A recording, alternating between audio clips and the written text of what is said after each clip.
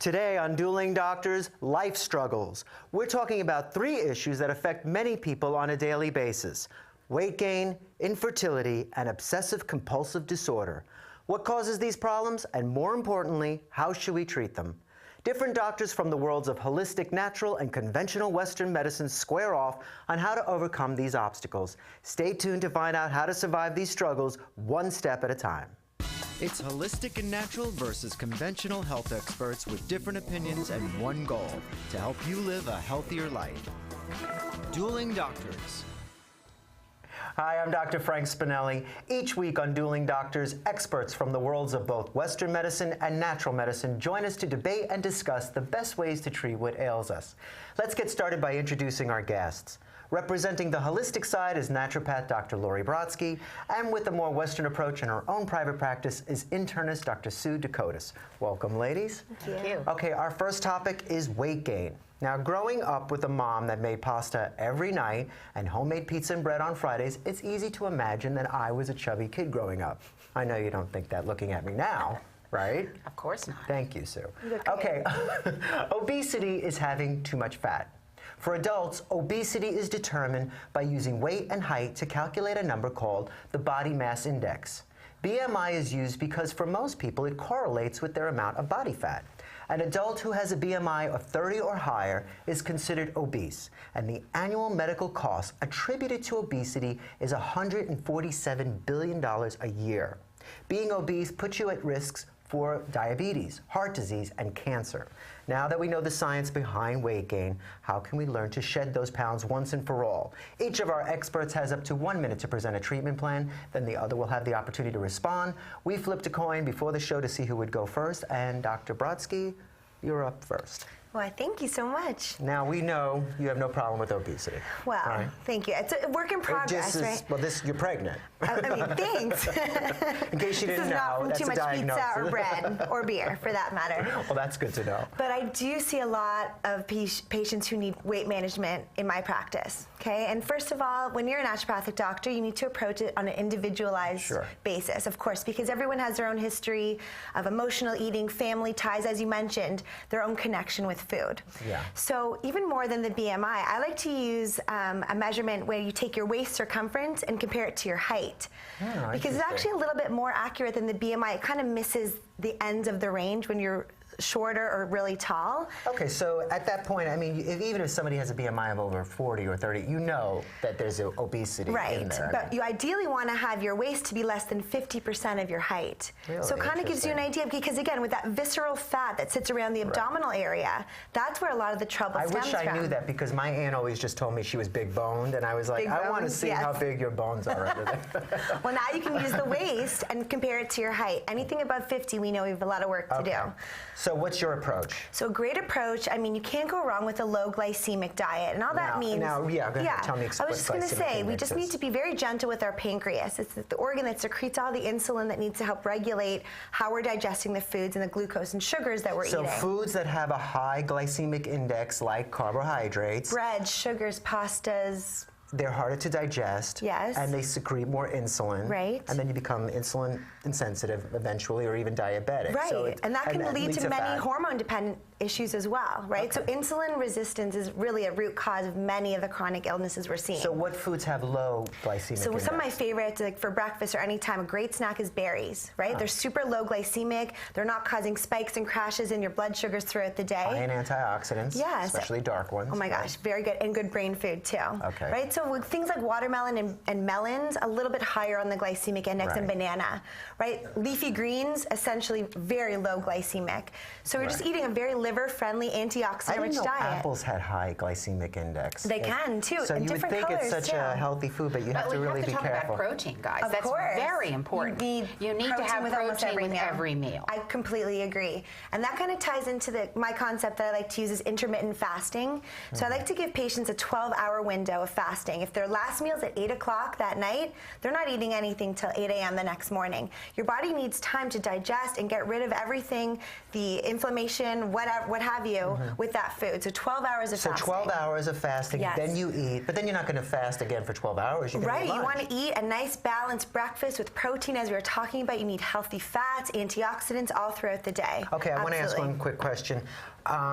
Do you recommend weighing yourself daily? It depends. I mean, that's really tricky for people because we fluctuate with everything in life. Okay. Maybe I drank more water. Maybe I haven't had a bowel movement. Yeah, there's like so many factors so not really doing, not becoming obsessive about. You don't want to be obsessed with the number. It's how things fit, how confident you want to enjoy the journey every step of the way. You want to like love yourself each day. I know, and it's so hard when you're on a diet. My sister used to say on Sundays, after we used to pig out at my mom's, I'm putting the die in diet tomorrow, because she was actually going to starve herself for a week, and then by the end of the week, she pigged out again, because let's face it, dieting is really hard. It does, yes. I don't like the word diet. So I tell people lifestyle changes. Exactly. Right. So in my practice, what we really look at when people come in is what is your body fat percentage. That's the most important number.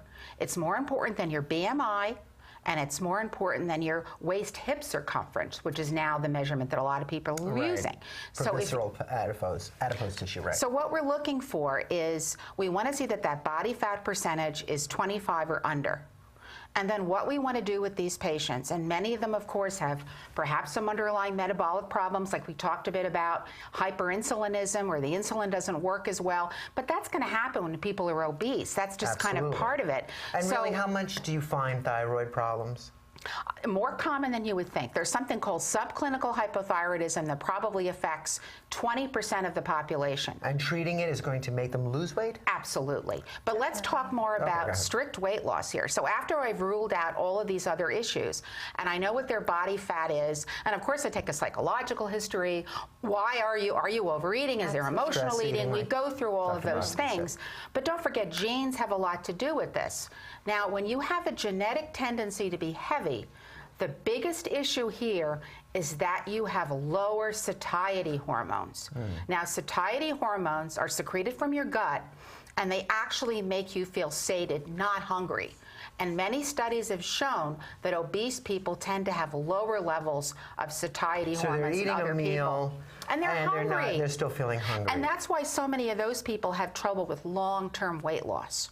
Okay, so what role do you think appetite suppressants play? Extremely important. Really? Study after study has shown that patients on weight and appetite suppressants lose more weight and keep it off long term. Like, for example, so the medications that I'm talking about are diethylpropion, which is a pseudoamphetamine. These are stimulants as well. They can be. They can be. But they're usually well tolerated if you're followed by an internist.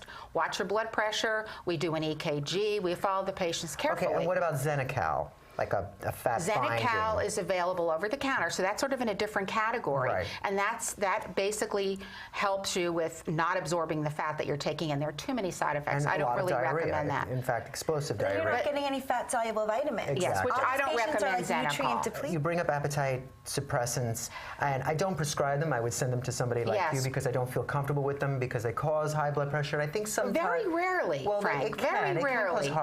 It can be addictive.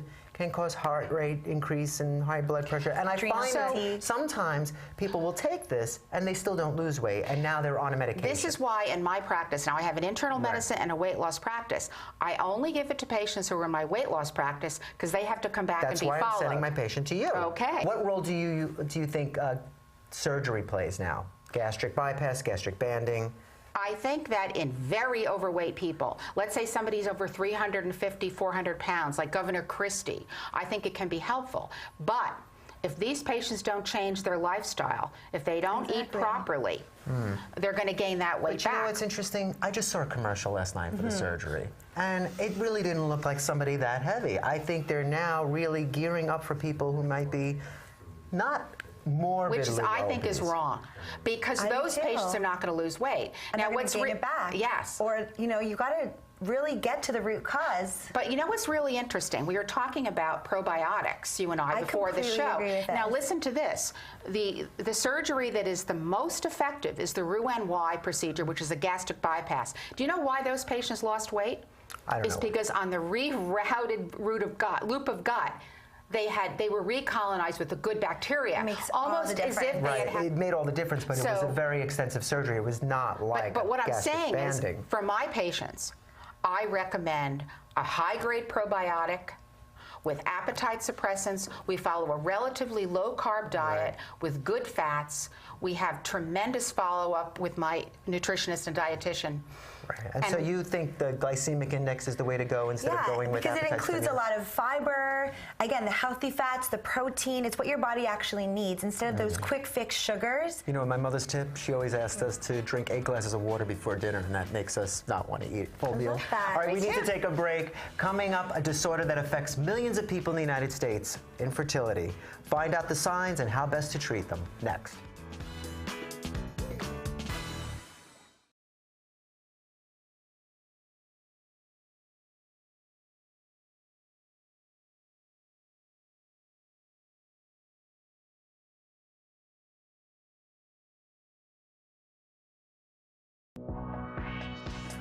Welcome back to Dueling Doctors, the show where health experts from the worlds of conventional and holistic medicine debate the best ways to treat ailments that affect so many of us. Today's theme is life struggles, and we're joined by naturopath Dr. Lori Brodsky, and with the more Western approach is internist Dr. Sue Dakotas. Let's move on to the issue of infertility. Infertility is defined as not being able to get pregnant despite having frequent unprotected sex for 1 year and 6 months for females older than 35. Female infertility may be due to fallopian tube damage, endometriosis, uterine fibroids, and early menopause, just to name a few. Dr. Brodsky, you went first last time, so Dr. Dakotas, why don't you start us off with a discussion about infertility? What a big topic, Yeah, and huge. so tough for so many women, because we're born with our eggs. So when we come out of our mother's wombs, we have as many eggs as we're ever going to have. And so many things can affect these eggs, and of course, as we get older, they die off.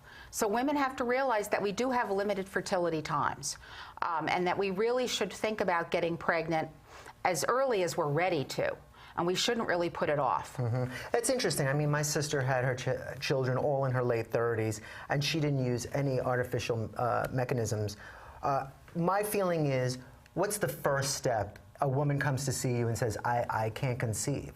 I mean, what would you do first? Well, what we have to do initially is just make sure that all the structures are normal. Make sure that the uterus is normal, that there aren't polyps. That, so how do you do that? Ultrasound? We do that with the transvaginal ultrasound. And so you're looking at the ovaries, the fallopian tube, the uterus. You want to make sure everything is structural, the foundation is Correct. all there and it's working. The other thing that we want to do is make sure that there are no STDs.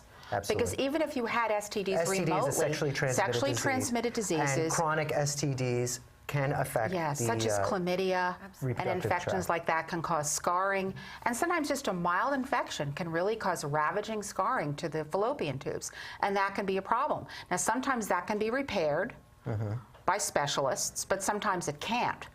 But of course, with age, things get harder and harder, and you have less time. So how do you feel about IVF or in vitro fertilization? It just seems that it's so much more common than it used to be. I think from 2000 to 2010, it doubled.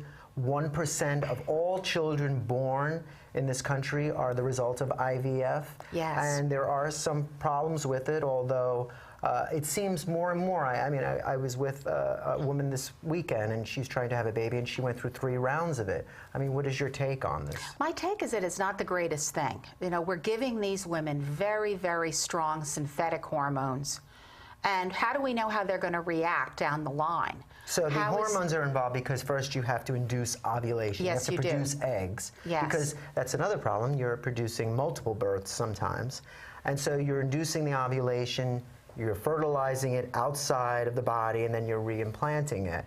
And so you're concerned more about just being exposed to synthetic hormones?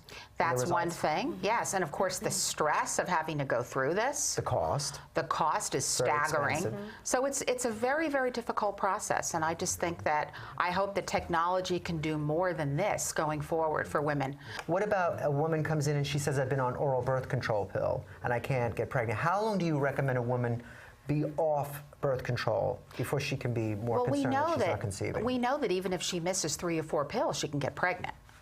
But if your woman is on birth control pills continuously for years, how long should she be off before she can really... Some women don't even get their periods back for a long time. That's what I was getting at. It can take months for some people. Even like a year for some. Yeah, because these birth control pills create nutrient deficiencies in the body.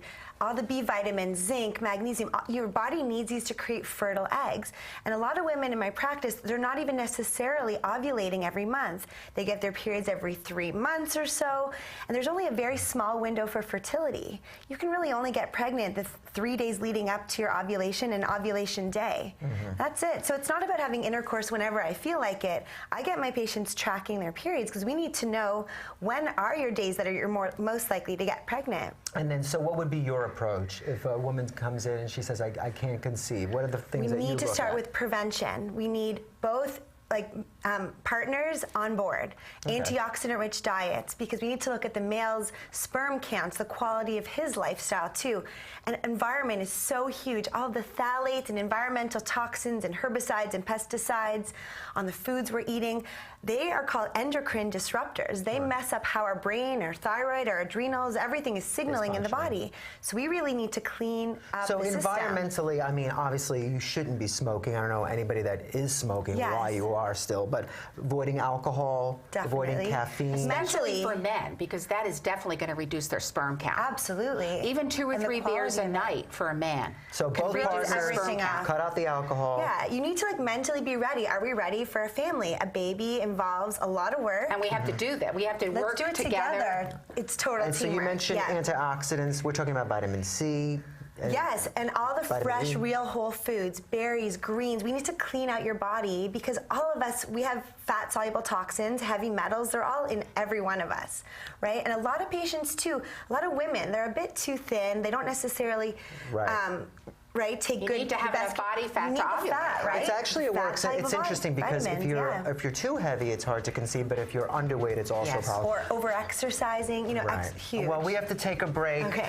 When we come back, find out how to treat a condition that affects 1 in every 100 people: obsessive-compulsive disorder.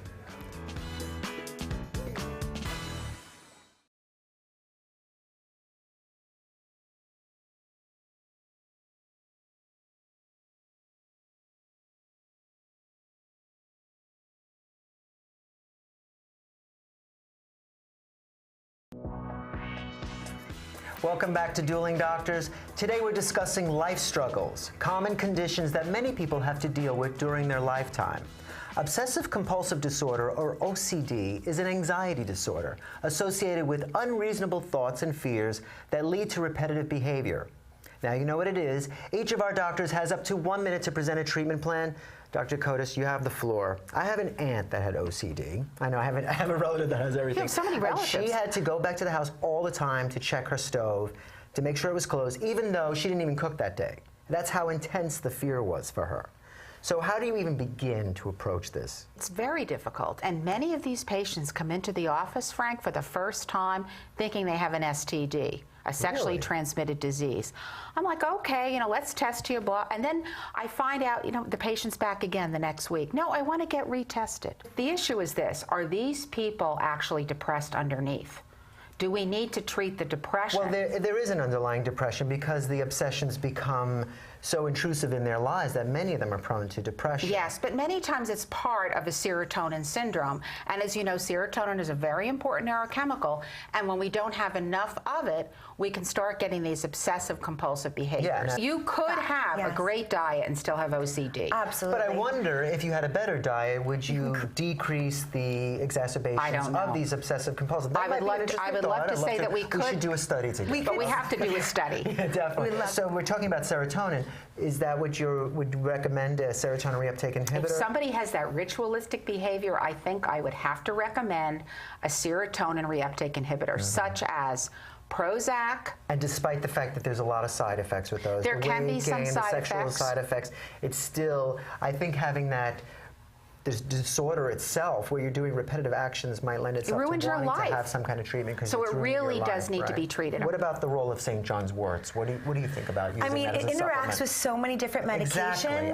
I really tell my how patients not to effective, use it it. depends on the person. My favorite treatment, especially for an OCD type behavior, trichotillomania, where you're playing with the hair. I was like, that's what? a terrible disorder. Picking the hair. We're talking, though, about, Dr. Lori, a much milder form of a problem. Oh, absolutely. We're It's not just one talking piece about of the someone that puzzle. checks the mailbox 100 times. It could be a repetitive behavior. A good therapy is N-acetylcysteine. It's an amino acid that helps recycle glutathione, which is the body's major antioxidant. It could ease the anxiety associated with the behavior, I think, is more or Right, because less these really are what it so does. deeply rooted. You know, But it's can like we get that behaviors. person back to a functional life again by giving N-acetylcysteine? It needs I don't know. much more. We need like the whole picture. We need Well, I brain think there'd be health. something to say about environmental, what you take in Yes. as your diet, maybe in conjunction And also with cognitive therapy is very important. Definitely. Seeing a therapist for So cognitive getting that therapy. patient to understand, look, I might be checking the mailbox 100 times, but I know I don't really need to do this. I know that I did close the mailbox. I know I Right. did get my mail.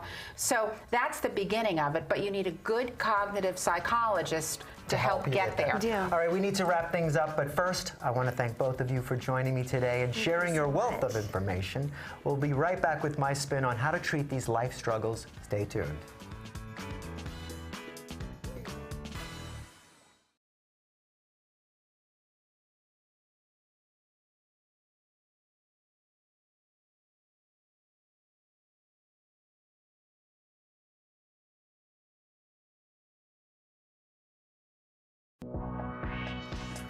Welcome back. Today we tackled 3 common life struggles. Here's my spin on how to overcome weight gain, infertility, and obsessive compulsive disorder.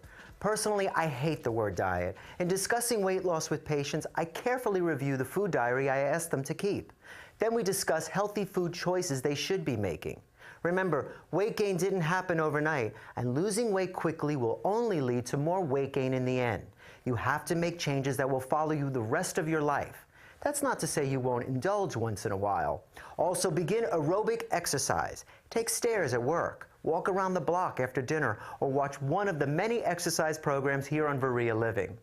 And if you've been trying to have a baby, but without any success, consider acupuncture in conjunction with a fertility expert.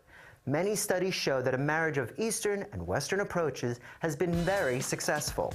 And finally, for OCD sufferers, consult with a psychiatrist for possible medication and a referral to a therapist for cognitive behavioral therapy. I'm Dr. Frank Spinelli. Hope to see you again soon on Dueling Doctors for more healthy discussions as you discover a path for your own personal prescription. And as always, be sure to talk to your healthcare provider before making any medical decisions. See you next time.